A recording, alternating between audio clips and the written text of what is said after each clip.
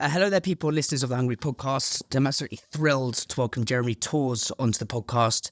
Jeremy is founder of Union Hand-Roasted Coffee, who, in my opinion, were kind of paving the path for challenger brands long before many of the brands and people listening to this even kind of began to think of starting food and drink brands since the early 90s. And in many ways, Union, in my opinion, were kind of the pioneers that brought craft coffee and even the word craft to the UK. Uni have won a host of listings: Sainsbury's, Waitrose, Tesco, Ocado. They work with GAILs. They're in loads and loads of supply loads and loads of coffee chains, retailers across the country.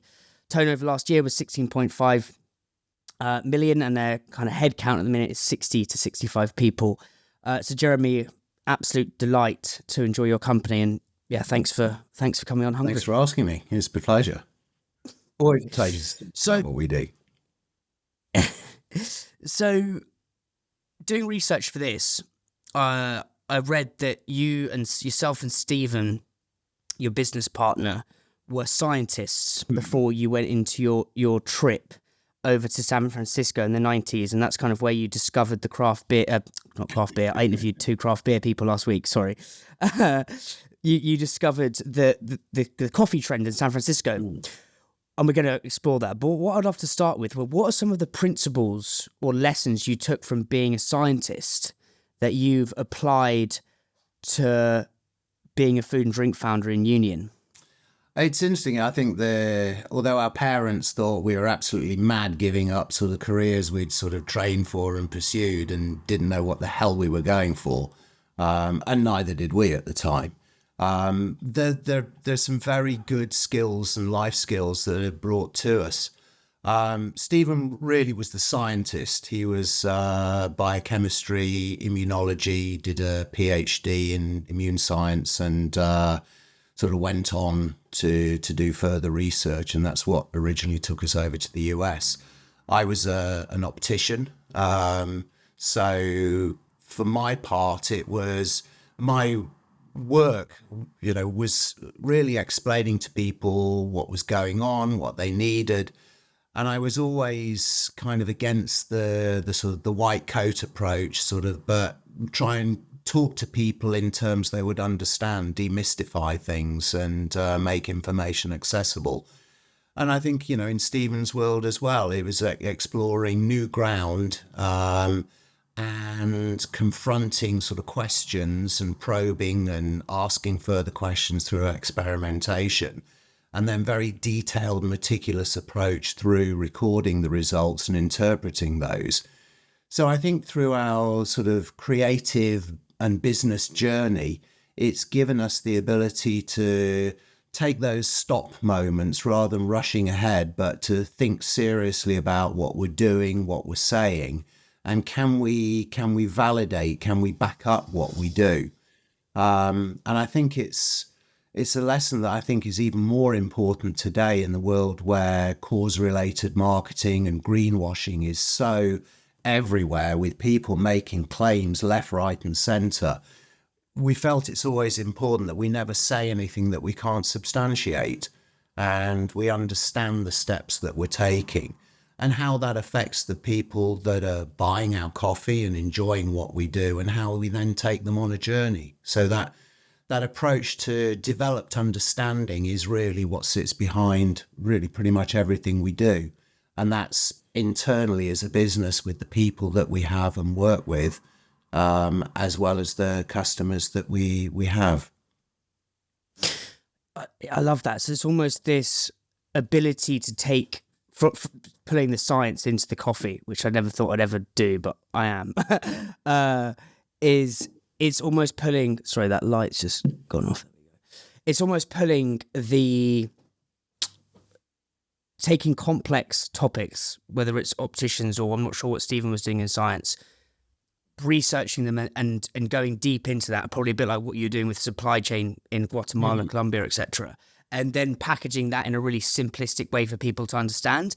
And I think there's a lot of value in that for people listening to this, because people can convolute their product in the way of making themselves sound better or more more kind of more switched on, but actually the consumer doesn't care about this, and or not that the consumer doesn't care, but it can make it really perplexing for consumers. I think the obvious one at the minute is this prebiotic, probiotic. Like it's the consumer. A lot of the consumers, unless you're kind of a yogi from Fulham, are probably sat there thinking like, oh, what the fuck does that mean? Like, do you know what I mean? And I think there's a real lesson in how can you simplify this. And I was talking to Mark about this at Costa the other day. Is they're very good at making it really simple what they do. Like, we're just pressed. It's super simple. And what made you want to be an optician? Like, what was the path to that? That's quite a yeah. Well, there's medics in the family. My father was a dentist. Right. I wasn't quite as academic. My brother's a dental oral surgeon. But that sort of academia wasn't my sort of full path. My grandfather was an optician, and something from the history then called me. And I ended up doing that. I enjoyed it for a number of years. And I was at just when sort of contact lenses were getting big, I specialized in that sort of work and enjoyed it. But it was how you explain things to people and make them feel relaxed and comfortable, be able to receive information. That was what I enjoyed the most, is the sort of the people side of it. I suppose there's a lot of crossover traits with leading people. How would you say you and Stephen approach brand building like scientists? Is that something you do? I don't think we had a huge focus on brand building in the early days. It took us quite a while to get to a position where I think what Union stands for is well presented. In our early days, we were kind of like the people that you would meet on a sort of a bad date. Sort of, we'd meet you and then just want to tell you absolutely everything, and it was sort of sometimes a bit overwhelming. And we had to learn to how to tell our story and how to present what we do, how to present Union. People that we've come across, sort of who worked with us over the years, said that they rarely come across as a brand that's as story rich. And that's a great thing, but it's also sometimes really difficult to know how to pick out what's important at any given time. And I think over the years, the thing that's always been the core driver of Union has been the proposition, the supply chain proposition that we stand for, the working equitably with the primary producers and then representing them through the supply chain to the consumer. And that has been such an intense part of our brand psyche that I think over the first few years, we were seen as very much sort of just a fair trade brand. And the quality side of what we were doing wasn't really coming out. We didn't really know how to present this unifying aspect of the quality and the values. We've always said that, what stands behind us is that the simple question of why should consumers have to make a value choice between buying coffee that really tastes amazing and something that actually behaves well and does good in the real world. And you see examples of that all over. And I go back to 2003 when we launched our first origin partnership with Rwanda. We were the first people to launch Rwandan coffee as an unblended single origin specialty coffee. We had some support from Comic Relief, and we did a launch event. We got the what was then the Great Lakes All Parliamentary group in the Commons. So we had a launch at the House of Parliament, and the then International Development Secretary, the amazing Claire Short, stood up, made a speech, and of course she's a long-term supporter of trade justice issues. And she stood up and said, we were delighted when you could first buy fair trade Nicaraguan coffee, but there's only so long you can drink it, with a salute and one hand sort of covering your nose. So you can't follow a brand, you can't stay with something just because of a value set. It's got to taste good as well. And that was the unifying factor with Union. We made the promise to producers that we would buy their coffee at good prices, represent them well in the market, provided the quality was there, so that they were able to stand on their own 2 feet. If we went away or blew up or disappeared, it was important that once they'd got market access, they could access the market on the terms that the consumer would demand and understand. And to do that, we had to share a lot of knowledge back through the supply chain to them. So all of the elements of these sort of issues, as well as quality, were the elements that we had to present. And knowing how to balance those in the early days took us off down some cul-de-sacs, both in terms of brand design, pricing strategy, and, just about every brand building mistake you could make. It's fascinating what you said right at the beginning about the lessons from science to brand building were taking convoluted, or not necessarily convoluted, but complex things and distilling it to make it simple. And what you've said there is, with your brand, from the outside looking in, there's so, and we have this issue with islands at the minute. So and we basically boiled ours down to like Michelin quality, chef grade cooking chocolate. And that's going to be the leading message, because that's what's going to pull people on shelf. And then we've got, as you say, a whole loads of different tools of how to tell the kind of the supply chain story. I want to now hop in a time machine, and obviously now coffee is ubiquitous. There's coffee chains everywhere. People get tanked up on it from day till night.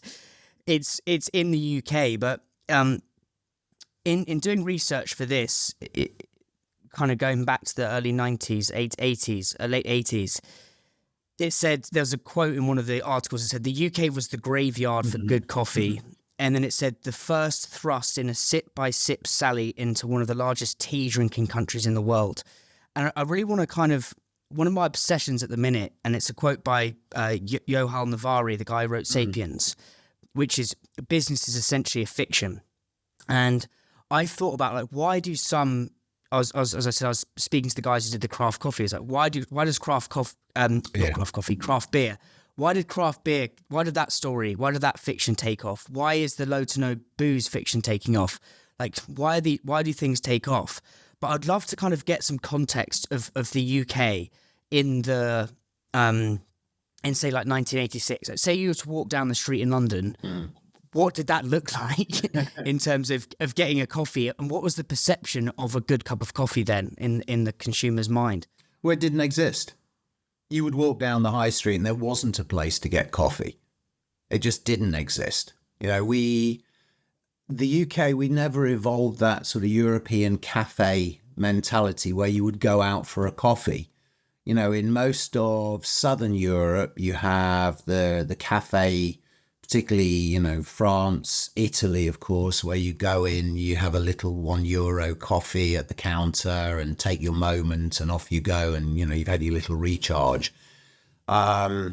The UK was about, we go to work and then at 5 o'clock we go to the pub and we drink hard until the bell rings. We'd never had that relaxed third space, whether it was a cafe or whether it was a coffee, a tobacco bar or, bistro sort of place.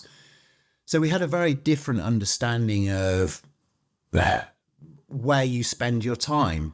And I think one of the phrases that came in when the cafes started, the espresso bar cafes started to open, the phrase that came in was third place. The cafe quickly became the third place, not work, not home, but somewhere else you go to socialize. And it was accessible for a woman at that stage to go into a bar during the day and sit down and meet a friend it just didn't feel comfortable to a lot of women who were going out and around just meeting friends. Yeah, they would go to a cafe.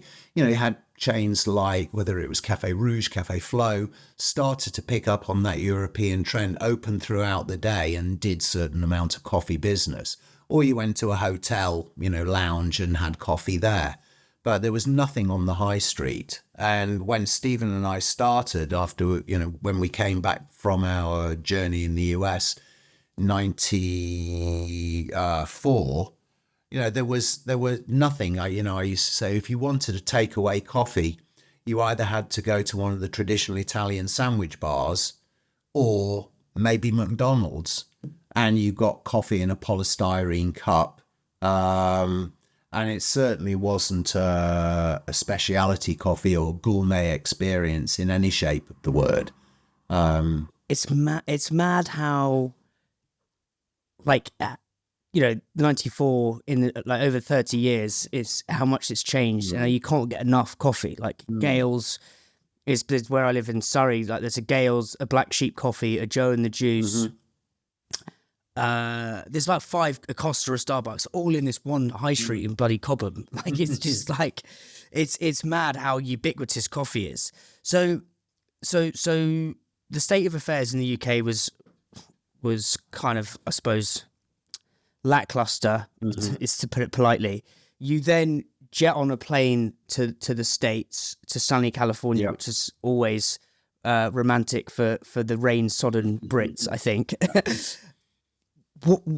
Describe the cup of, what was one like life-changing cup of coffee you had there? I'm like, right, you're sipping that coffee, like, where was it? What did that feel like? And you're like, right, we need to bring this to the UK.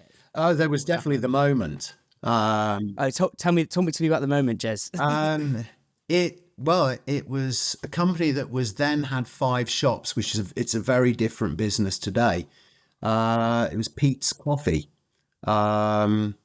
So Peet's is now the parent company of a very large business owned by JDE, or JAB, sorry.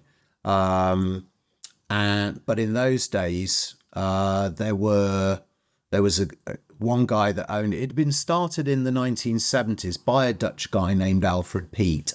He'd been a tea and coffee merchant and trader. He'd been in Sri Lanka, the Far East, buying and trading tea. And he ended up in Berkeley, California, opened a shop on the corner of Berkeley and Vine Streets in Berkeley, California, just across the bay from San Francisco. And his ethos was to buy the very best green coffee he could. And he had a roasting style which was really dark, but it was a slow, sweet roast that had a lot of body. Yeah, it was roasty and much darker than we tend to drink today. But they were basically bean shops, not espresso bars. I think that's only installed espresso machines in the sort of beginning of the 90s, 91, 92. Prior to that, they'd had drip coffee, which the Americans grow up on. And it is the way that historically most Americans would drink their coffee, filter coffee. And Peet's had this wonderful, deep, dark roasting style, and they brewed it strong in the cup. And you would go to the counter, and I still remember it. There was a shop in Menlo Park, and that's where I ended up working. It was my first job in coffee. So went to the counter, got a cup of filter coffee. You turn around, you head back to the door, and you take a sip, and we just stopped dead in our tracks. What? Wow. I mean, Stephen and I had always been coffee drinkers, and yeah, we'd bought sort of beans from the local deli and sort of ground them and made kind of fresh coffee at home. What we didn't know was, A, they weren't the best beans that we were buying from the local shops, and they weren't really always that fresh. Peet's coffee was roasted and delivered into the store the next day, so you had super fresh coffee that was great quality, and it just blew our heads off and blew our minds. And we thought, this is just phenomenal. And Peet's, it was at the time when Starbucks had just gotten started in Seattle, Chicago, New England. And because of a convoluted sort of ownership history between The guys that founded Starbucks and Pete's, they ended up, when Starbucks first started, Pete's supplied the coffee to Seattle to Starbucks in Seattle. And when Starbucks started to expand, for a number of years, they had a non-compete agreement, which kind of ran out as Stephen and I were in California. Starbucks started to come and open into the Bay Area, but you had people that were, and they called them Petenicks, saying the Pete's is the best coffee and you can never do anything better than that. And people were so loyal to the brand because the quality, the consistency of the way it was sourced, roasted and served. And we just thought that was hugely inspiring. And around that time, we started to think seriously about something that we do together post-science. We're both foodies, so we wanted to do something in food and drink together. And coffee came along at that moment when we were really starting to think about what we could do. And we started asking questions. And yeah, the rest is down the rabbit hole. Well, again, back to this science piece, right? We said at the beginning is like, once you've got that idea or that hypothesis of whether it's coffee or the genesis of a business, you start asking questions, and I love that. But just I'm trying to get a feel for being outside that Pete's coffee shop, and almost draw the juxtaposition of the UK people getting smashed in the booth, and then or drinking tea versus the US. And So did the coffee start in Seattle? Is that where that movement started in the US, or was it New York? The specialty coffee scene is kind of talked about as having started in Seattle. Yeah, there was. Isn't the weather in Seattle shit as well? Is it Seattle? It's similar, parallel to Manchester. I think they get the same number of rainy days a year. Right, okay. It's where they need a lovely city. But I don't think the weather is necessarily the driver behind a lot of coffee drinking there. It's a sort of an arty, sort of lefty kind of city that's got a relaxed vibe. You may remember the Frasier TV series of the 90s era. Yeah, that was Seattle. It was sort of cultural. The West Coast America, sort of San Francisco, Portland, Seattle, is very different to the East Coast and, virtually the rest of America. It's the closest to Europe, I think, of the American culture exists. But it has a willingness to sort of take a relaxed way of exploring things and taking time with things. And that's what was key with the coffee. And one of the things that we saw is, so we would go, out to the movies in an evening. We'd come out of the movie theatre and there's kind of a strip mall there. So we come out of the movie theatre and there's a Tower Records that was open till midnight. And there was a coffee shop adjacent to that was open to midnight. And the skater kids and the teenagers, up to sort of 20 years of age, they'd be coming in and out of Tower Records and in and out of the coffee store and hanging out and drinking coffee and iced drinks and stuff like that. And, if that had been the UK, they'd be trying to get into a bar and get hammered. And I just thought this is different. There's a different way of enjoying life. And, that was one part of it. So you saw that sort of social setting of it. But the other and important part was, so the Pete's Menlo Park store, where I ended up getting my first. Menlo Park is, sorry, just where is, that's in the Bay Area? That is, yeah. It's now where you've got Facebook and all the big tech companies headquartered. In those days, it was beginnings of Silicon Valley, but it was biotech was the big driver then. So sort of gene therapy and all the stuff that was sort of going on around that. That was Stephen's world, so that was what he was working in. But yeah, in Menlo Park, so we lived in a place called Palo Alto, which is now synonymous. Silicon Valley, yeah, it's right at the heart of it. And Menlo Park was just up the street, and so the Pete's store there was right on a corner, and you get a line at the door every morning at 7 o'clock when the store would open, and people would come in. You'd have a constant line till about 9. But you have a few people just hanging out at the bar. And we had a pilot who was based out of San Fransisco International, the local pastor from a church over the road, and a building contractor. And they would meet every morning, have a cup of coffee, chew the fat, and then go off and do their day. And I just thought, this is amazing. There's 3 people here who for the best part of 10 years have just met up every morning over a cup of coffee, who their lives and paths probably wouldn't intersect otherwise. They'd just gotten to know each other going in for coffee every day. And I just thought it was a really nice part of sort of social interaction. And I'd never really been a morning person. If anything I can do to put off getting up in the morning. But when I would do the morning bar shift at Pete's, and you sort of welcoming people in, and you realize, hey, you're setting people up for their day, and just a nice greeting and get their drink that they want. And it's a simple transaction, but it seemed to have meaning on so many different levels for people. And I just found it a really interesting place to be. I interviewed do you know Popham's, the bakery in Islington? Mm-hmm. I don't know what coffee they use, but I interviewed Ollie. They're unbelievable pastries. I mean, they do like a bacon maple pastry. If you like your food, it's just, I've never had anything like it. They do like a Victoria sponge in a croissant. I'm thinking, fucking hell, like it's very, very good. But what we were talking about is as you said, when you're working at Pete's, those 3 people from all different cultures are the caffeine or the coffee, I should say, is pulling these people into this one thing. And that's what we were talking about.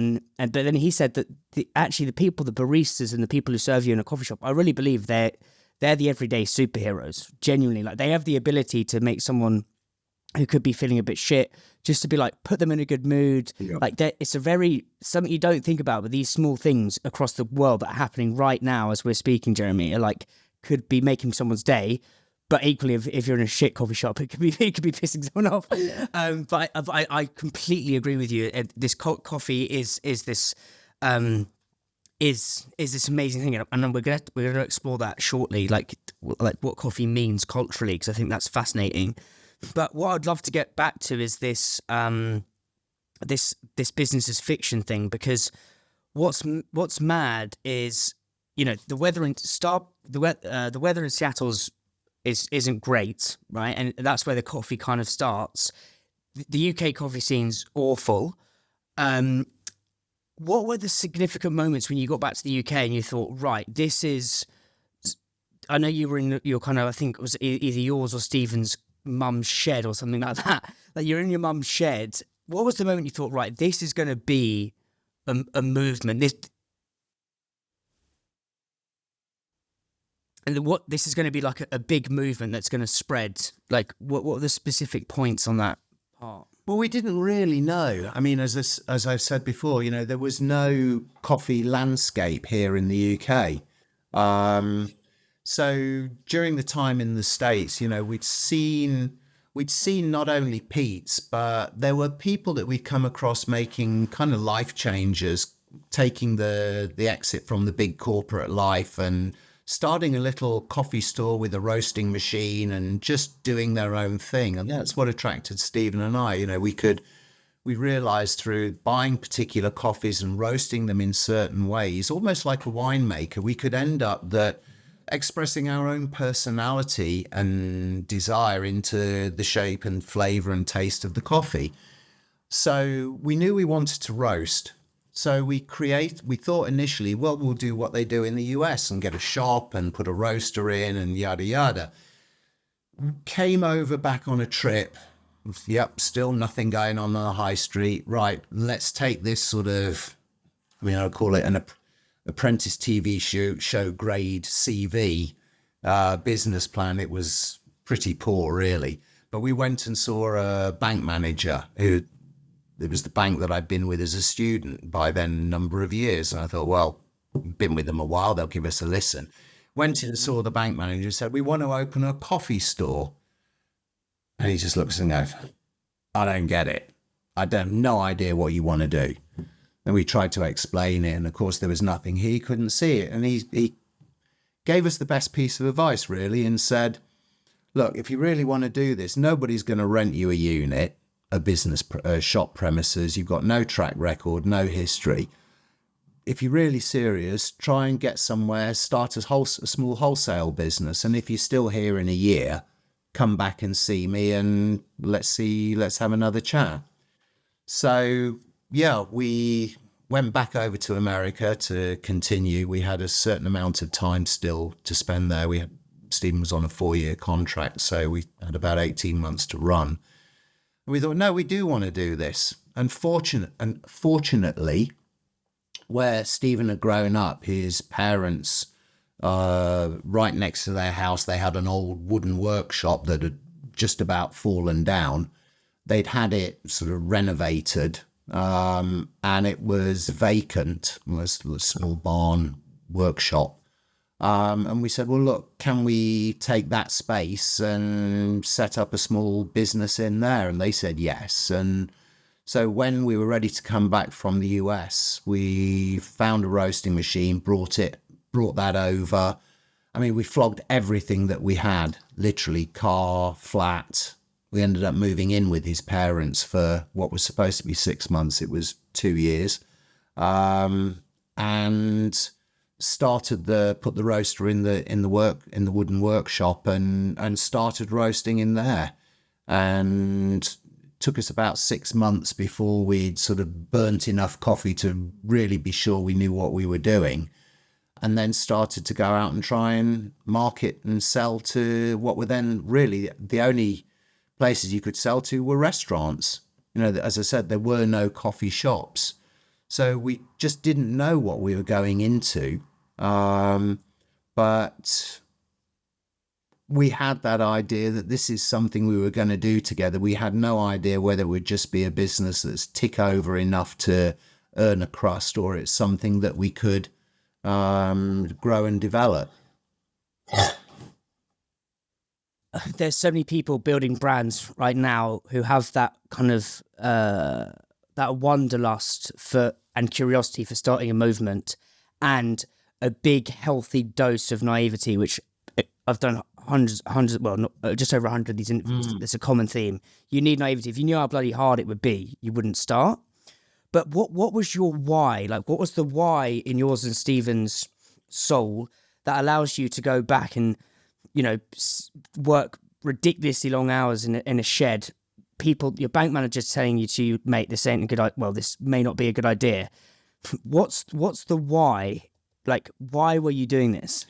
I think it comes from the point of view, people say, well, you know, I'd love to do this, but my customer wouldn't understand. You are your customer. You're no different from anybody else out there. One of the best adverts I ever saw, one of the best billboard ads, I think it was done by TomTom, the sat-nav company, years ago. And they had this really brilliant billboard. It said, you're not stuck in traffic. You are traffic. And I think just stop pulling yourself out of that world and think you're the only one looking in on it. You're in there like everybody else. So we would just keep coming back to, why should we do it? Because we went to Pete's Coffee that day and we stopped in our tracks and noticed the difference. And we were also there at a time when, yes, the Silicon Valley thing was starting to happen.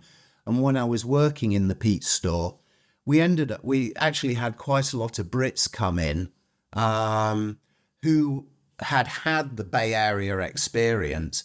And then the day before they'd fly home, they'd come in with a suitcase and buy 25 half-pound bags of coffee that we'd pack up for them. They'd stick in a suitcase and bring home. So I thought, you know, if there's people out there that really want something that's better than that, then we can give it to them. We can do that. And you look at coffee, and it's, unfortunately, for one of those industries that had never educated its customer base. You know, you look at the coffee fixture, and even up until the last sort of maybe 10 years, you know, the pricing structure was flat. You had bog standard value, you had the supermarket own label, and then you had some of the branded coffee, and they were all in a very narrow, low expectation space. And what we felt was that, people don't need to be special. It is an affordable luxury. It's just that people have never had the opportunity to say, actually, you know what? I do like this. I can make a conscious choice to buy something I really enjoy rather than just accept the default purchase off the shelf. So everything that we've tried to do over the years has to put something that's noticeably better in front of people. It doesn't need to be ground-shakingly different. And maybe we'll talk in a while about what happened when the specialty world exploded, and there were some really kind of odd trends. I would liken it to the craft beer world. Suddenly sours came in and people said, you've got to be drinking sours. And it's like, maybe, but I don't really enjoy sours. Don't tell me that's what I've got to be drinking every day, because I'll end up going back to my default purchase. So we knew what we had to do was give people something that they could identify as being better, more enjoyable. That's the reason to repurchase. So what we've always tried to do there is through the knowledge that there's got to be other people like us out there. We're not that radically different. I love that. And that's kind of why I started this podcast. Is I used to work for a peanut butter business, and I was feet on the street, pounding the pavements, thinking, a big part of it was I wish I could listen to these conversations whilst I was doing that. It was kind of as simple as that. Because a lot of people would be like, it's too niche. I was like, there's a lot of food and drink brands in the world. Like, there's going to be some people, and now it has started to get momentum. But what would you say were, not necessarily for Union, but what were some of the significant dominoes, if you want to call it that, the momentum dominoes that dropped, that made coffee begin to bubble in the zeitgeist in the UK, and people are like, right, I'm no longer going to get wankered in the pub. I'm actually going to have a cup of coffee and enter this third space. Do you know what I mean? Well, I think timing had a huge amount to do with it. As I said, when Stephen and I first started, there weren't coffee chains to lead the market with. Everything needs push and needs pull. So, I think as a brand owner, you can push as hard as you like, but if there isn't an opportunity for the pull to be created, then, you're doing everything uphill. So we were very fortunate, and we've been lucky in the sense that timing has worked for us in some ways. And seeing what was going on in the US, food and drink trends, it's only a matter of time before things sort of cross the Atlantic. So about 6 months after Stephen and I started roasting, we were getting traction with some great chefs, some of the leading London restaurants. Such as? The River Cafe. Amazing. They were one of our first clients. We worked with the Ivy, the Caprice, as it was then, before the later takeover. We also did, we were picked up by the then buyer at Harvey Nichols. So we got into the 5th floor at Harvey Nichols Knightsbridge Food Hall, which was like everybody used to talk about. In London, it's the Harvey Nicks Food Hall. In New York, it's Dean and DeLuca that you want to get a listing in. It just shows that you're, quality new kids on the block. But also we got into, having picked up onto the 5th floor, we got taken into the restaurants as well. So we ended up doing quite quickly all the coffee at the Harvey Nicks 5th floor, the Oxo Tower, and they were opening a couple more restaurants at the time. So that was growing big for us. But really, I suppose the key relationship was an American husband and wife who were living and working in London, who were from Seattle. The story goes that they missed the Starbucks experience of the US and asked Starbucks to come over to London, and Starbucks said, nah, Brits don't drink coffee, go away. So they decided to open their own version of it. And and it was a business called Seattle Coffee Company. And Scott and Ali, who were the founders, Scott and Ali Svensson, they started the first store in Covent Garden on Long Acre.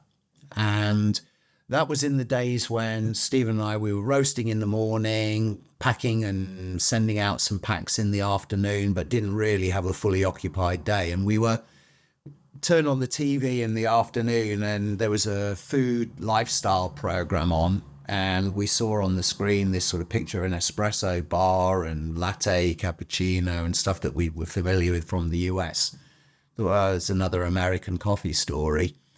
And then the camera pulled back to outside and it was Long Acre, Covent Garden. Oh, shit, that's London. It's happening. And we literally, 10 minutes later, we were on a tube train going into London and we went in and knocked on the door and met the owners and said, guys, we are coming at this world from the same place as you. They were using a local supplier with like Trafalgar blend and things like that. And we said, no, you've got to go the whole 9 yards. Quality, West Coast style roasting, da-da-da. So they said, well, if you think you know what we should be doing, bring us some ideas, which we did. And we created a house espresso blend for them. A breakfast blend and an after dinner blend, and we created the names around Seattle districts and storied it for them, and they liked it, and we started to supply them when they had about 3 stores, and this was like mid to late 95. And very quickly, they started to open another store and another store. They did a fundraising to get to about 10 or 12. And they were going along. They opened a place in Cornhill in the city of London. And they were moving along. And then they opened one near Liverpool Street Station. And from the day it opened, they were slammed. And this place suddenly started to do volume like you'd never seen a coffee store do. And we thought, this is going to work. And we started to work with them. And so I was just going to say, why do you think it was Liverpool Street? Is that because the city workers and high flyers realised that it's dynamite in terms of productivity and word spread very nice. Yeah, I mean, you had people like, whether it was Goldman Sachs or some of the New York and Wall Street banks that were headquartered around there. And these guys, they lived on coffee in the US. They came over here. You bet word got around when there was something familiar that opened up. And yeah, just with the sheer footfall that Liverpool Street Station near the exit delivered, combination of that and a bit of local awareness amplified it, and it started to work.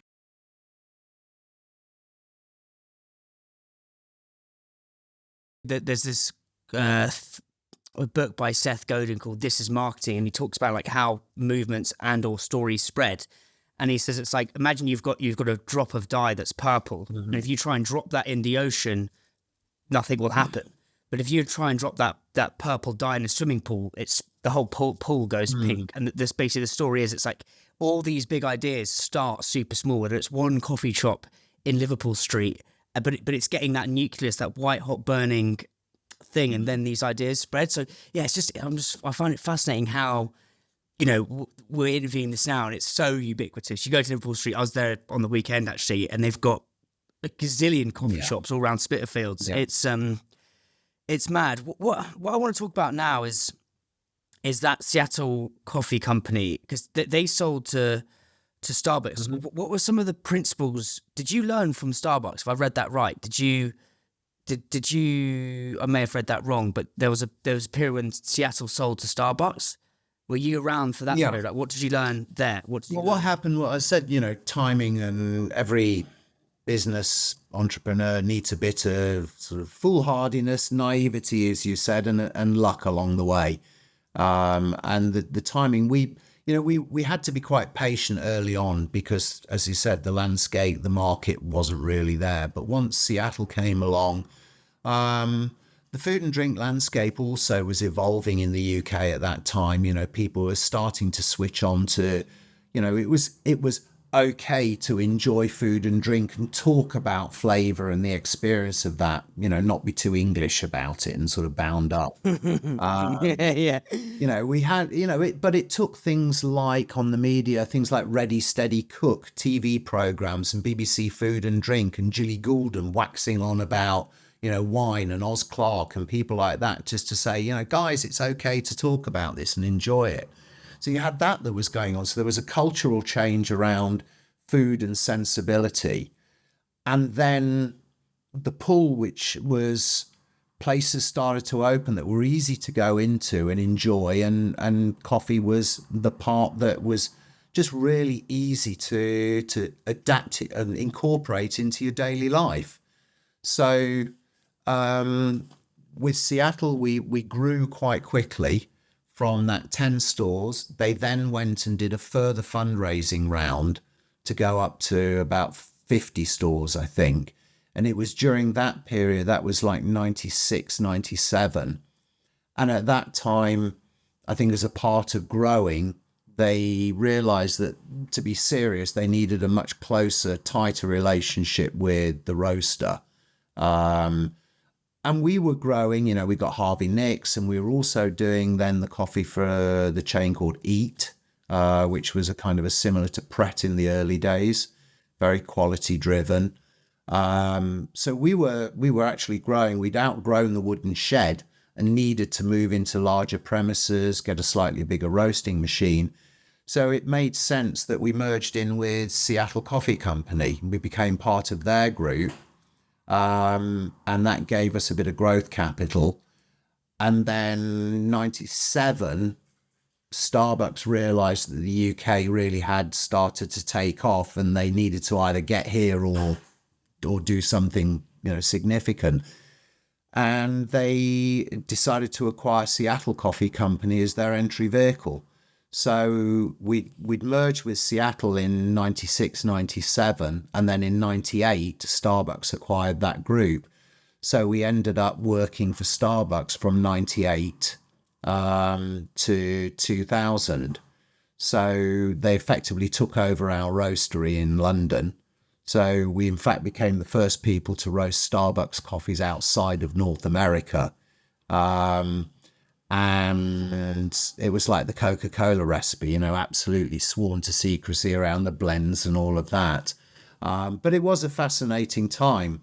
And we thought it would be really interesting to see, I think Starbucks in those days, they'd been the darling of the coffee industry as they'd started to scale and grow. And then they achieve a certain size and people go, oh, you can't really do all of that and, be quality and be big. And we thought it's interesting to see how big companies do things. Sometimes I think entrepreneurs, small businesses, particularly craft-led businesses, we dismiss what the big guys do, thinking they could never possibly do what we do. And in some ways that's true, but they can scale because of disciplines and an approach to systemizing things that can be of benefit to any business and any entrepreneur. So we figured it was worthwhile seeing what we could learn and see. And we had no idea where life was going, still, but we were enjoying the journey. We stayed on with Starbucks after they acquired Seattle and Torz and Macatonia, which was the original roasting company. Well, I love what you said there, Jeremy, and it's just a succinct but delicious phrase that I think everyone should latch onto. We had no idea where we were going, but we were loving the journey. And I think especially one of the drawbacks of all this LinkedIn bullshit is that people think I need to be doing this in year 3. I need to be in this supermarket by year 4. And actually by having all these goals and these destinations, you end up hating the journey. And actually this whole thing of we had no idea where we're going, but just enjoy the journey. And I'm trying to do this with this business is like just enjoy the conversation, our conversation right now. I'm absolutely really enjoying it, but don't think about the bigger picture. Like sometimes just be in the moment. But then the other thing you said, and I think this is true, and look, I'll be the first to say I've been on my high horse sort of lambasting corporates. But I think there are a lot of amazing insights. What were some of the core systems or lessons do you learn from Starbucks that you then and still use at Union today? Well, I think it's about, I suppose it's the rigor of process. So when we started Union, we knew that we had to grow it and achieve a certain scale to get for our vision for what we wanted to achieve. And you think, oh, well, you know, we're only little at the moment. There's no point putting in this system or that approach because it's just way more than we need. But everything that we did around what we call now Union Direct Trade, which is our purchasing and supply chain philosophy, everything that we do around sort of quality management in-house, we work under the BRC, British Retail Consortium Global Food Standard. So it's a manufacturing and hygiene quality audit. Anybody in food production will know it. And we implemented that from day one. So, you know, there was Steve and myself and 2 other people working in Union. We had an ops manual like that, you know, with policies and procedures. And it was, you think, why the hell are we bothering with this when, you know, I could tell you over a cup of coffee everything that we've done today. But you put those things in place on day one, and those structures are there for you as you grow. You know, when we were with Starbucks, so, you know, the green coffee side of the business, there were 3 different computer systems that wouldn't talk to each other about supply chain and roasting management. And, you know, I'm not saying we've got it perfect, but, you know, you see things like that and you think, how can we set things on the right course today so it's not going to kill us to get it under control in a year's time?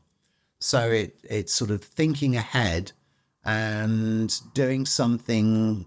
You know, the temptation is, I've only got so many hours in the day. I'm responsible for not, you know, 60% of what we do or 50% of what we do. And Stephen's responsible for the other 50%. You've just got to get through shit, you know, and get it done. And the temptation is just to do it the quickest possible way to get to the result. But if you don't have the systems in place, and okay, it'll take you a little bit longer to do it, but it means in 3 months' time, when you go back and say, what did we do around that? Or how did we do it?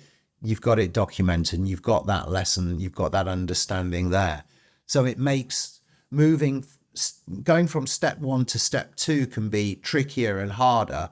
But going from step 3 to step 4, it becomes easier because you've laid that path in the right way. What you said at the beginning is, where you're talking about lessons from science to food, is I think your exact words with science is like, science, you stop and kind of, you may have said recalibrate, but it is that. And again, the irony of the founder is they have this kind of maverick new shiny toy syndrome, which is kind of the antithesis to systems, but actually systems make the ship go faster. One of my favorite quotes is slow is smooth, smooth is fast. Yeah. Because I'm very chaotic. Like, I hate systems. I'm just like, I'm trying to put more in place with this, and it's definitely helped. But well, part of it is not drinking the Kool-Aid. You know, as a business as a business owner, you are constantly asking questions of yourself, of the business, of people, and you ask those questions kind of knowing the answer you want to hear. And when it doesn't come back with the answer you want to hear, that's when you've got to take that stop in the moment and say, okay, is that valid? Is that fair? Do I have to change my point of view or approach what we do in a slightly different way or not? Is there an example of that over the years? I think maybe it's around sometimes decisions to take on or not take on maybe certain relationships or customers, or just because somebody could deliver a reasonable revenue, top line revenue piece doesn't necessarily mean it's the right piece of business to do. Because I know you've said you're only in Sainsbury's, Waitrose, Ocado, another big one going live soon.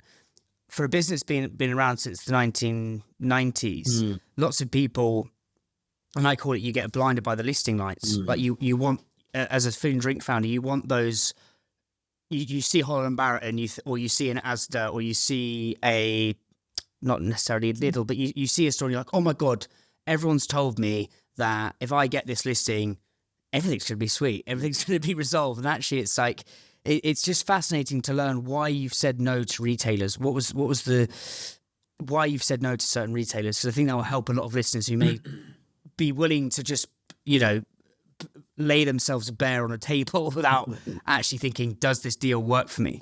It's a sad truth, really. I everything that we do is about sort of helping. We talk about sharing the joy of specialty coffee, and it's Howard Schultz said it in his book, his first book, when he was talking about the history of Starbucks. He said, I knew this would work when I saw a truck driver going into a drive-through and paying, and we're going back to the early 90s, paying $2 for a cup of coffee. I knew that this would work. And I know from our own experience that, we've been at food events and things, and you've had some of you, don't judge the book by its cover. You've had some people come up that you would think this person isn't going to be interested in, buying a premium coffee. And you end up having the most amazing conversation with them, because sometimes they're just coming from a different point of view in their journey in life. But what they do is they enjoy what we're doing. And who am I to say, who can and can't access it? But the reality is that, as we, you said yourself, we supply cafes and restaurants. We don't do any of the big chains, GAIL's, yes. The Cornish Bakery is another group that we work with for a long time. Who are very quality focused and service oriented, and people values strongly behind them.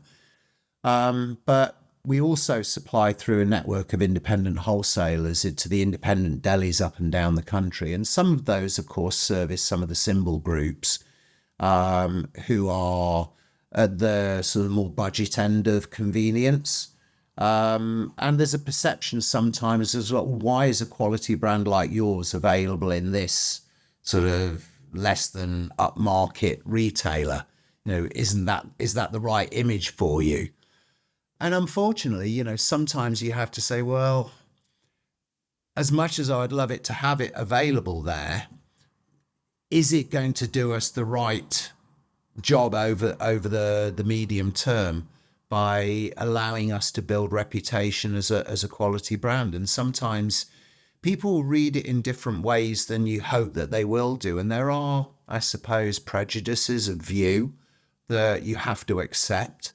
There are elements that we can change. Was it God give me to the strength to change the things I can and accept those that I can't?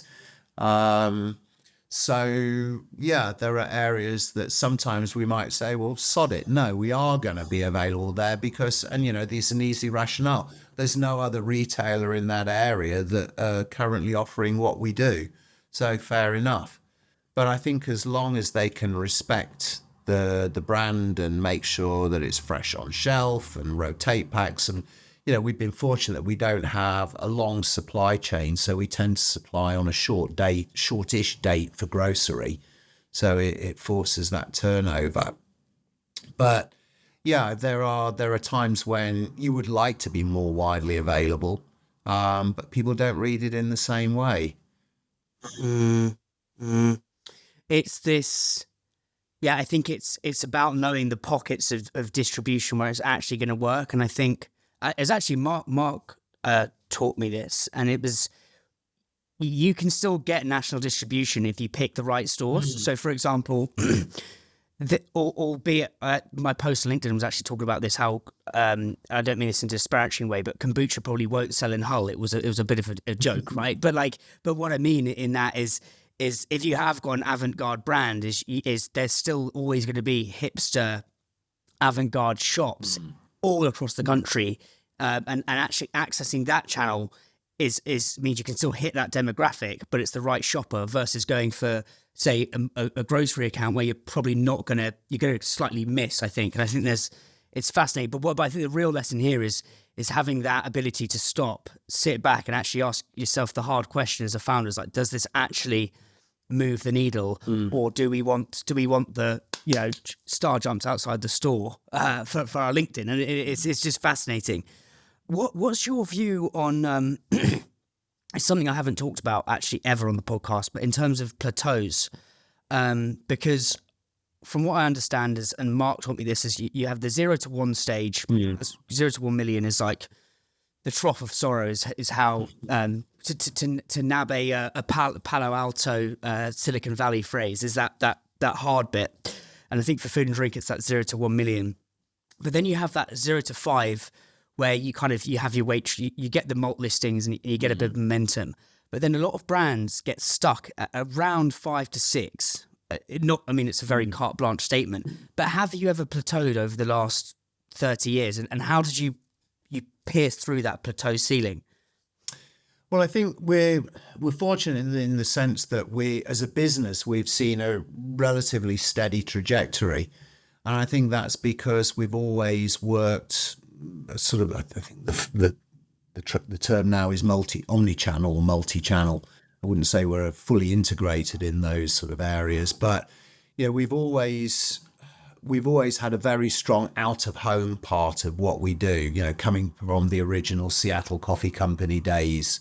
And then when we started again as Union Hand Roasted Coffee, after we left Starbucks, then we had a number of relationships from the out-of-home sort of world, whether it was in contract catering, office catering, or restaurants and the like, that came back to us and said, let's pick up where we left off. So out-of-home has always been very strong. And as you said, GAIL's and Cornish Bakery are strong parts of what we do nationally on that. So grocery is another area. And we've always had the view that, as a small business, we can't afford to advertise and do billboards and, even things like sampling events. They're very limited in what they can deliver in terms of meaningful numbers of contacts. So we've always seen the out-of-home element of what we do as kind of the experiential marketing. And we've been lucky that we've had the right story with the values-based, quality-oriented brand that means that the sort of people that want to work with us in those out-of-home spaces are people of a similar ilk. They're attracting the same mindset consumer. So it's worked very well as sort of recruiting people to a shared mission there, which has a wash over to whether it's our online customer base. So having experienced us, you come out from your office, you've gone down the street, you picked up a cup of coffee. It's been a Union Hand Roasted Coffee. Maybe you've been to a work meeting and it's where we do the coffee in the coffee bar in the building there. So you've had our coffee a couple of times, then you go shopping and see us on shelf and you know us, you trust us and take us home as well. So things have worked sort of well across that. Yes, plateaus, we launched early on in Waitrose. They were very supportive. We had a good buyer relationship there, understood what we're all about. And we were able then to sort of grow to a point. And then obviously you still need to expand those relationships. So we moved from there into Sainsbury's a few years ago now. So you sort of get to a point of being able to deliver in one space and then open wider up to and sort of see further growth by broadening distribution. So there's the breadth of distribution and then deepening in each of those. And you can deepen over a period of time by having a strong relationship with the buyer, where you both understand what we are there to do and what is our purpose in the category. So again, I think sometimes you see, because there's one product on shelf in a category, you think, there's room for one, there's room for another. But everybody has a job to play apart from just a bit of competition in between each. But I think in coffee, where certainly what's happened over the years, as I've said, there've been very little sort of development of tiering of quality and price in the offer. I think, yes, we are a premium brand and we've helped deliver a better value proposition for the retailer as well, in the sense we're getting people to sort of enjoy better quality coffee. and trade up a little bit over what they've been doing. So the rationale for what we're doing, what we're offering the consumer makes sense to the buyer, and therefore they're prepared to help us sort of grow and back us through those sort of processes. It's mad how underrated out of home is, I think, for so many brands. I think so many brands want to go into your grocery. I think D2C is massively underrated as well for food and drink brands. Well, it's But out of home the other is, way now, with the Yeah. likes of Pizza Express sort of moving deeper into frozen and the grocery aisle, Itsu and other brands also, looking for some of the extra market share in grocery. I know, I think definitely for those big brands. I interviewed Julian Metcalf actually, who was founder of Itsu, and he was saying that as how he always says, how can we get a brand to work in our shops, to work in the supermarkets? But I think for brands just starting out, like out of home is your sales. One, granted, there's probably less margin, but it's your sales, it's your marketing, it's your sampling, it's your experience, it's your like social proof. So with Islands, the fact we're in the GAILs just adds gravitas to the brand. So I think, I've never really thought about how like underrated out of home is for brands. And it's all about trust, isn't it? I mean, what's the core relationship between the consumer and the brand? It has to be based on values and trust. If the values match, and that's supported by trust in the relationship, then you get to have a longer relationship with the consumer over time. So, sometimes in the out of home spaces, particularly in the workplace environments, we get a little bit more storytelling space. So we get time to more increased number of visits, dwell time, and therefore an opportunity to tell the story a little bit more. So yes, it's very helpful. We've talked a lot, Jeremy, about kind of the brand, kind of the brand facing story of Union, which has been fascinating. I want to kind of reverse and look back into the supply chain and actually talk about the values and the story and kind of I suppose maybe the first place to start with this is, if I read right, you went to Guatemala or Colombia, or maybe you went to both. I don't know which one was first. But what was the most sort of harrowing, shocking thing you saw that was actually fucked about the coffee supply chain? Because as you rightly said at the beginning, there's a lot of greenwashing now, and there's a lot of like it's becoming quite what's the word? It can be quite nebulous for the consumer to actually understand. But what was the first kind of thing you saw and were like, "Fuck now"? To put it bluntly. Yeah. Well, it was August 2001. So going back to before Starbucks came along. So when we started, you started at the beginning of our conversation with a quote saying the UK was a bit of a graveyard for coffee. And that was said to us by an importer who we went to see in their oak panelled boardroom in the city when we said we were looking to do a specialty coffee business.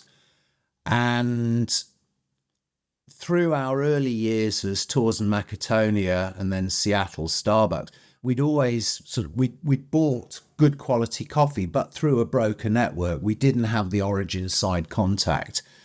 In the latter few years, we started visiting one or two origins, but not significantly.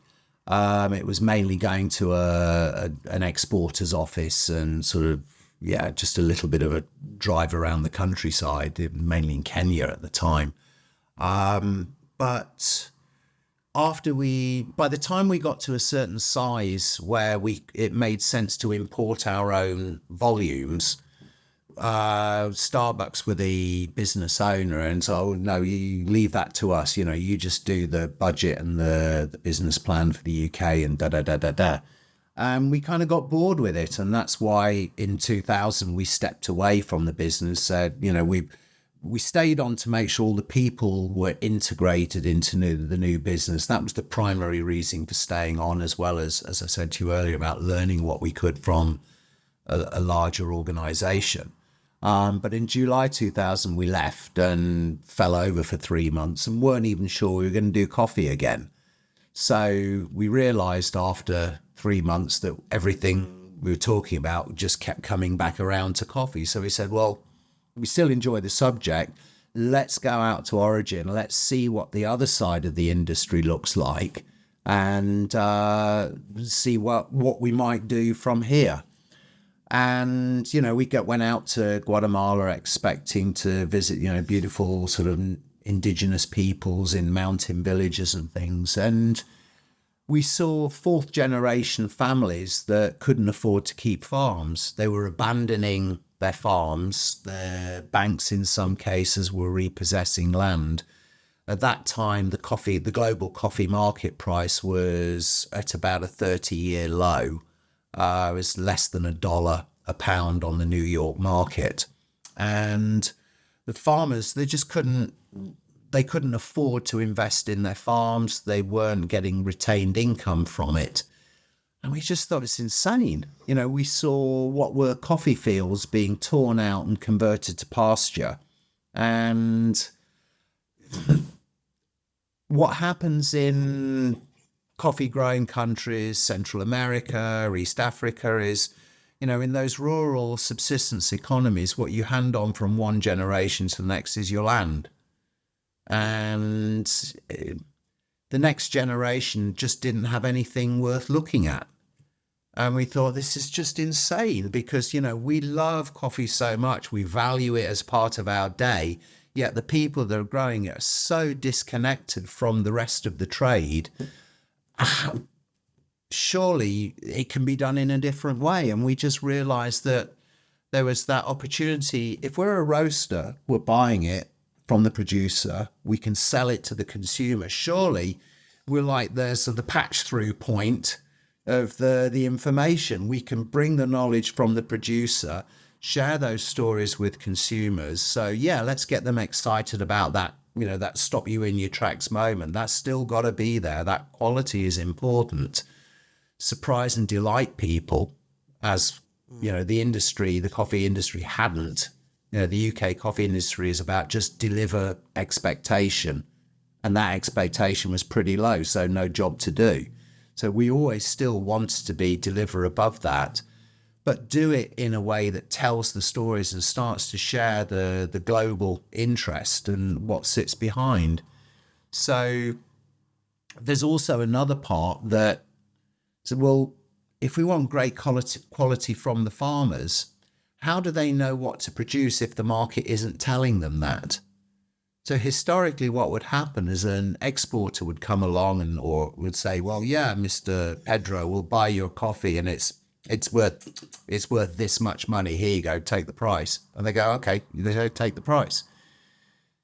What we were interested in doing was how do we change that power dynamic? How do we enable the farmers to understand, actually, no, my coffee's worth more than that.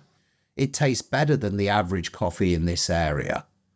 How do we get them to do that? By helping them taste and understand the coffee, by looking at what their inputs, how do they manage the trees? Are they going for volume or quality?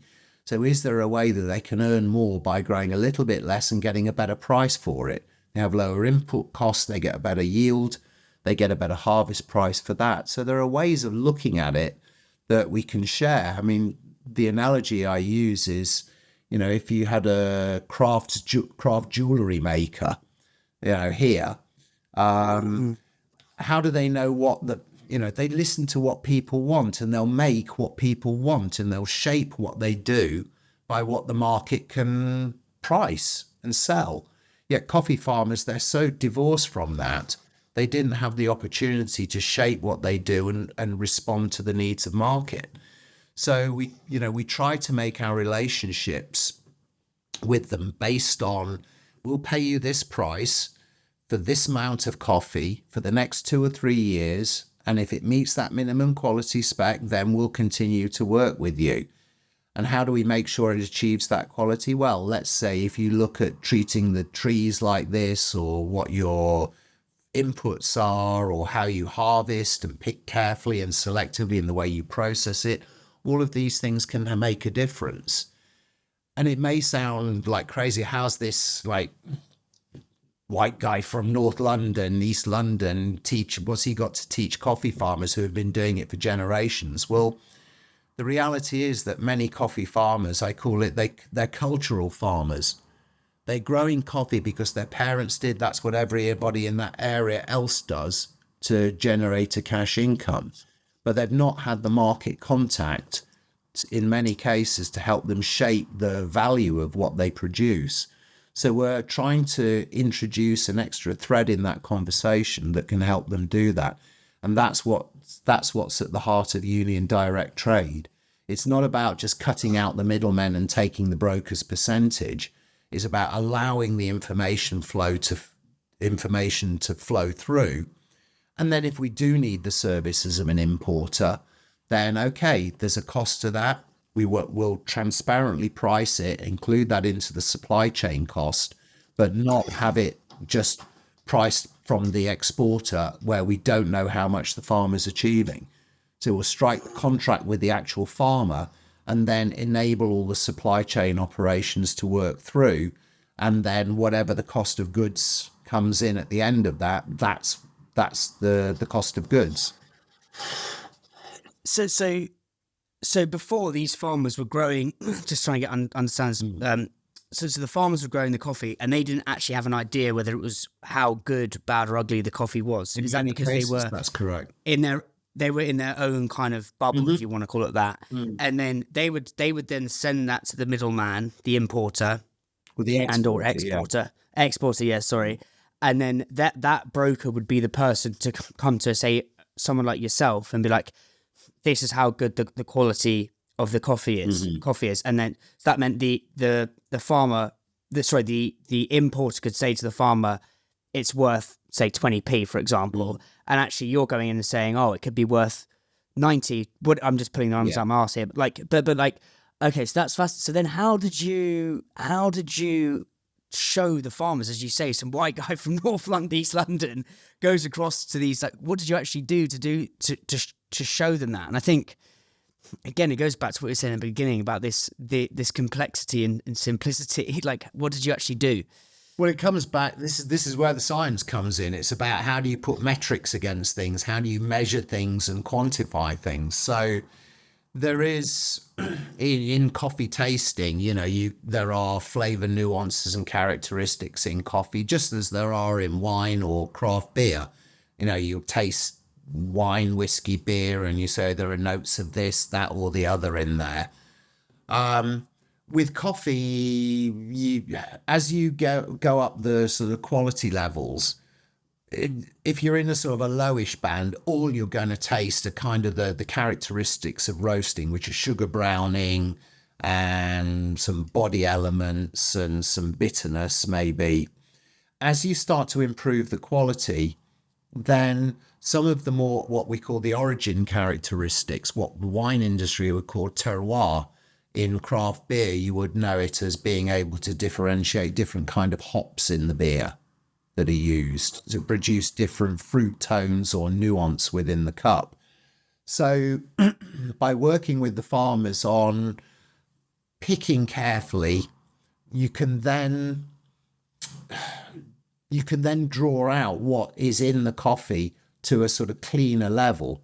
It's like at a lower level of quality, it's like looking across a valley on a foggy day. You might be able to see the other side in outline, but you can't see any detail. If the quality improves, it's like the fog lifts, all the muddy notes and things come away, and you start to see the detail across the valley. So working with farmers to do that, it's about, look, when your coffee is ripening, on the same tree, you might have underripe, ripe, and overripe fruit. And it's important that you just pick the ripe. Don't wait for it to get to an average degree and then take everything, because that's putting fogginess in the flavors. If you go back to that tree three, maybe 4 times during the 12-week harvest period, you'll be able to pick more of the crop at its optimum ripeness, which is when it will express its flavors better. So again, the analogy I use there is if you imagine eating a banana that's a bit green, underripe, It's a bit dry, sort of like astringent.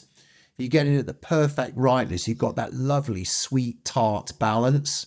And then it goes overripe and it's flowery and sugary and it's lost that delicate acidity that gives it its freshness. Coffee's the same. So with the underripe coffees, if you've got too much of those in the pick, then it's going to be astringent. If you've got too much overripe, it's just going to taste dull.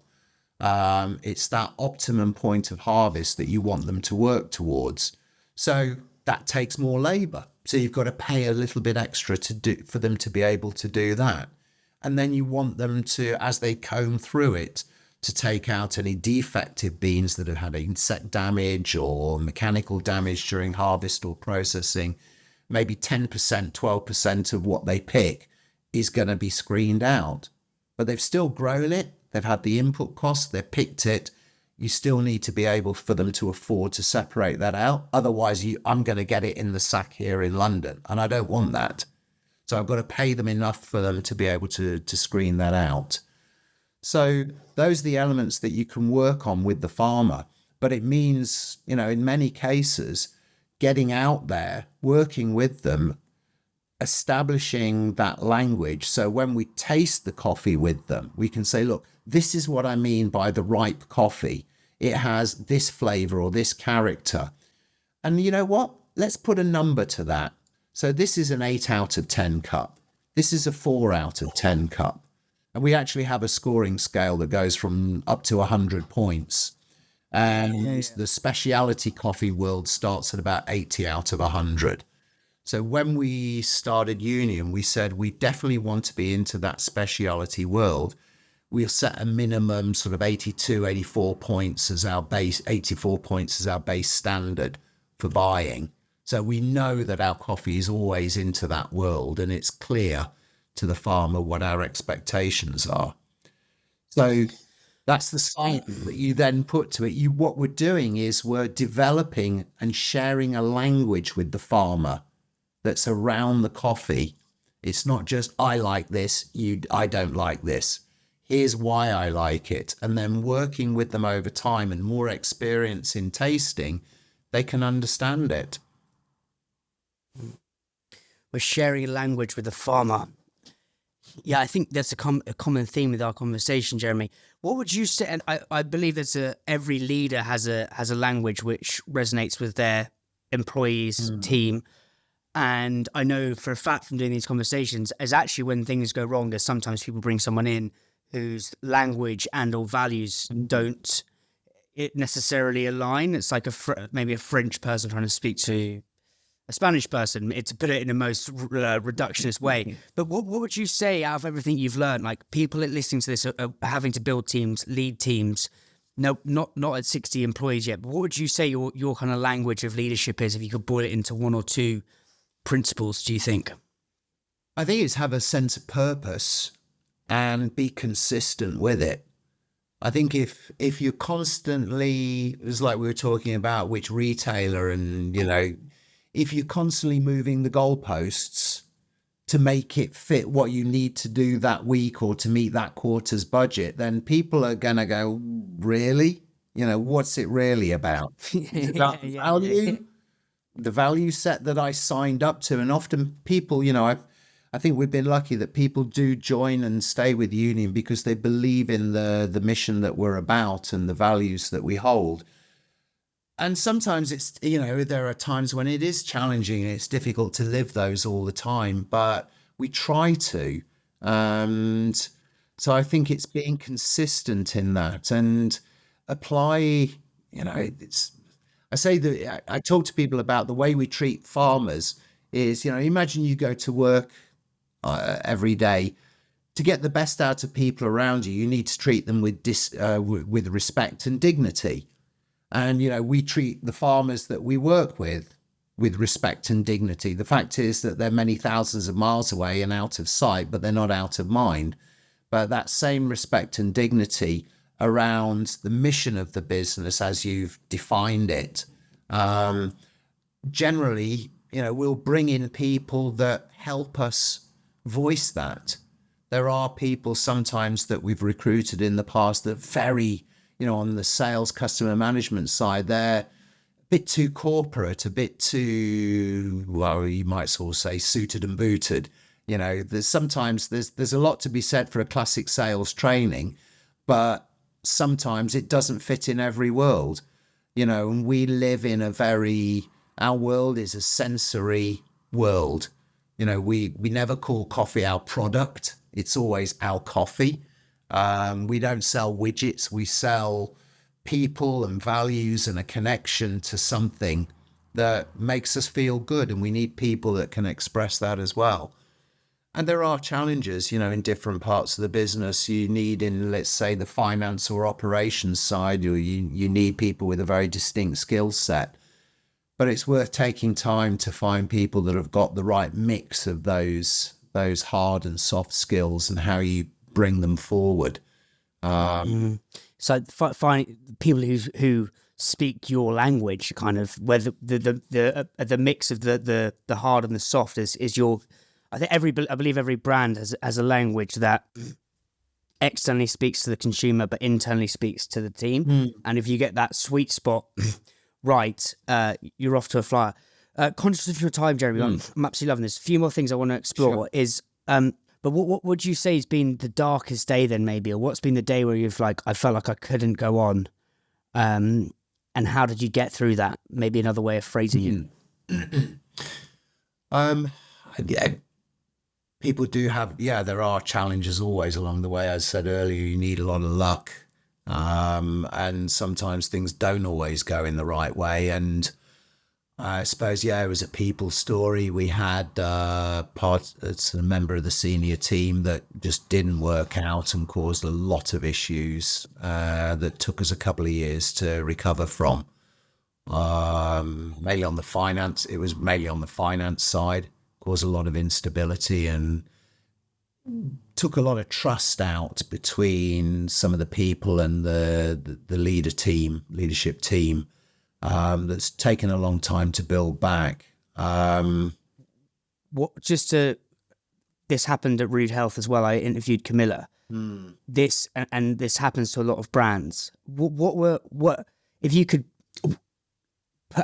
drop some red flags for people listening to this when they're hiring these people? Like, we won't go into names or anything like that or details, but what were some of the specific things that you could, if we were to look at this through a science lens, be like, these were the things that went wrong with our original hypothesis? I think sometimes it's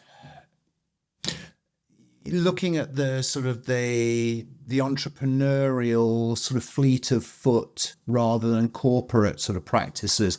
You know, as in a management team meeting, you think maybe, well, you know, presentations, financial presentations, they're not necessarily sort of structured in the way that a corporate presentation might be. But, I've got, there's a spreadsheet here that gives this, or I've got that figure backed up somewhere. I can bring it to you later.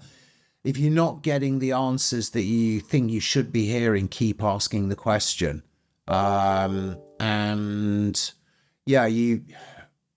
When you hire people, it's inherently, you think you then have to trust them.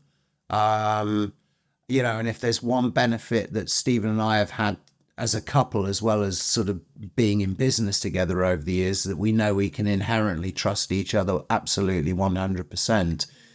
And you don't always have that luxury in an organization. But when you've hired people, you still have to hold them to account. You can't let the fact that I may have made the wrong decision colour your decision making forward. So if things aren't adding up and you're uncomfortable with the answers, you do have to keep digging. And sometimes you have to make an uncomfortable decision that sort of questions the original decision that you made. So none of us are perfect, including founders, and we have to remember that and act on it occasionally. And in the 2 years to rebuild the trust, that's an interesting piece. How did you do that? Like, what was, because again, it happens to so many brands or just businesses in general. And it's a fucking nightmare, but it's got to be rebuilt if you want to keep going. Like, how did you do that? You've got to focus on the positives. You've got to focus on what you still have. You've got to make decisions about what the nice to do that, you can't do. You've got to make those decisions quite quickly. And no matter how much it hurts at any given time, you've got to sort of put the right face on for the people inside the business. You need to be honest with them. And I think we've always done that. We're very open internally about how we're tracking against our goals, both business and values wise. And we have regular team updates for anybody and everybody in the business that wants to come along, and we'll lift the skirts on all the numbers and where we're at. So it's that honesty, and give people the opportunity to take that information and help you make better decisions. The wisdom of the crowd, and sometimes, the people that are working at the sharp end, what can make the difference to a relationship, to a client relationship, better perhaps than reading the latest marketing report and thinking what's driving things in reality. And sometimes giving people, particularly in those tougher times, a little bit more freedom to work and operate and to represent the values. So empower people, don't pull away from that.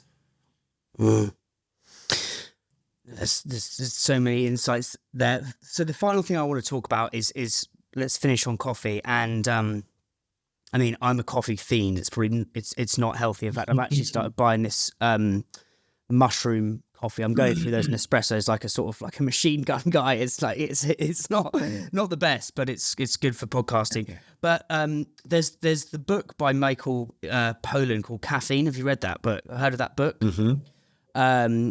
Where he talks about like how actually caffeine and coffee specifically was what kind of pioneered the industrial revolution, because it allowed us, we built all these machines that could run 24 hours a day. Coffee allowed humans to basically break their circadian rhythm. I think that's how you say it, which basically fed. I was thinking, fucking hell, like coffee is actually so mental. And then I asked the founder of Minor Figures, Stu Forsyth, like, what does coffee mean to you? And he was like, coffee is culture. Like, and it goes, his thing of like, that one cup of coffee can pull a myriad of different people together, a bit like the story of when you were at Pete's with the workmen. Yep. But I'd love to know, like, this has been your life for like coming up to 30 years. Like, what in one sentence does coffee mean to you individually? And then what does it mean to culture? To me, it still means just a moment of enjoyment, just the experience of the coffee, the flavors, the aroma, the ritual in the morning, just standing bleary-eyed at my kitchen counter, grinding some coffee and the smell of it coming up, and just those moments to sort of start the brain working and mulling the day over. Usually I've taken the dog for a walk in the forest, come back. So, my lungs are open, my breath, my head is sort of clear. So yeah, it's still that moment of the day. But it's also about sharing with people. Culturally, I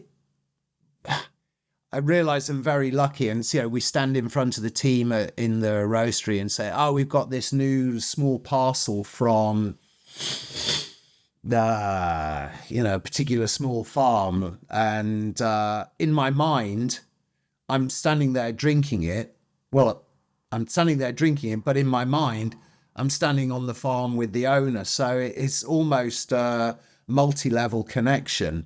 And I still, I drink cups of coffee. The one I'm drinking this morning is from Fazenda Ambiental Fortaleza in Brazil. It's a coffee we call bobolink. And we're just doing some really interesting stuff with them around regenerative agriculture, a new program and project that they're working on, and how we support that. But I'm sipping it and drinking it and remembering when I was standing by a tree by this beautiful stream at the bottom end of the farm. So I'm lucky that I have a different multi-level connection. But it also means things like the work we've done in Rwanda, where we started buying from what was the most impoverished district in Rwanda in 2003. worked really hard for the first 5 or 6 years going back and helping them establish. And meeting a woman there, we were sheltering from a rainstorm in a little cafe building that had been opened in the village centre. And I'd asked her, I said, after like 6 or 7 years, what changes do you see around here? And I fully expected her to say things like, oh, people send their kids to school or they got more money for better food. And she blew me away by she said, money stays in the village and works. So what she meant was, when we first started there, they had nothing in that village. If you wanted to go to the market, you went to the next village over and you spent your money there. After 3 or 4 years of buying coffee, people had saved up a little bit of income and somebody opened a little hair salon in the village centre, and somebody else opened a little pharmacy shop, and somebody opened a dressmaker, and then there was a market there. And there was life in that community because the money that had been brought into that village, people invested locally and started a local economy going. And she'd realised that. She'd made the connection from us coming back year after year and seeing the changes. And I was just blown away. I was moved to tears when you see that, this shit works. Yes, I mean, it's a beautiful way to end, Jeremy. And I do think, like, coffee, what you said there, coffee is community in so many ways, and it is relationships, but it's like, it's the spark of literally everything. Like, it's the spark of, I mean, every conversation I've done. Left bank cafes of Paris, the Enlightenment, it was there. Yeah. The coffee houses of London started the magazine revolutions. Modern publishing, as we know it, is based on the coffee houses of London. Lloyd's insurance market, the Tafler. Those were cafes. Is there any? Yeah, sorry. Is there anything? I'm just got to ask that because that's my curiosity is bubbling like hot coffee right now. So what was that about in Paris and London? In Paris, the left bank cafes where the social enlightenment and the poets and the philosophers met were the cafes, the coffee houses of the left bank of the Seine. Coffee was. What year was that? Now you're asking me. There are many better historians than I who can talk on that. But yeah, I wasn't a history guy. I was a science guy. No worries.